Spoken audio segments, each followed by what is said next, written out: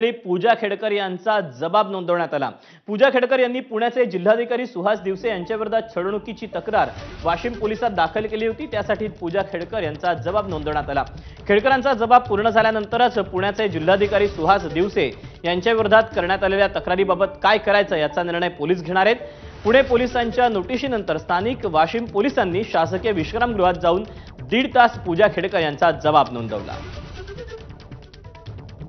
Update जाणून घ्यात मंदार गुंजारी आपल्या सोबत आहे। मंदार, काय नेमका जबाब नोंदवण्यात आलेला आहे, काय अपडेट आहे याबद्दलचे?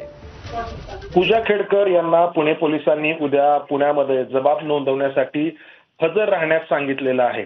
पूजा खेडकर यांनी पुण्याचे जिल्हाधिकारी सुहास दिवसे यांच्या विरोधामध्ये जी छळवणुकीची तक्रार दिली ती आधी वाशिम पोलिसांनी नोंद करून घेतली आणि त्यानंतर ती पुणे पोलिसांकडे वर्ग करण्यात आली। आता त्या प्रकरणाचा पुढचा भाग म्हणून पुणे पोलिसांना पूजा खेडकर यांचा जबाब नोंदवायचा आहे आणि त्यासाठी पुणे पोलिसांनी पूजा खेडकर यांना पुण्यामध्ये उद्या हजर राहण्यासाठी सांगितलेलं आहे। आणि पुणे पोलिसांची ही नोटीस घेऊन वाशिम पोलीस दलातील महिला अधिकारी सध्या पूजा खेडकर ज्या वाशिम विश्रामगृहामध्ये राहत आहेत तिथे पोहोचलेले आहेत आणि त्यांना हे सांगण्यात येतं की त्यांना उद्या पुण्यामध्ये हजर राहायचंय। मंदार, धन्यवाद दिलेल्या सविस्तर माहितीबद्दल।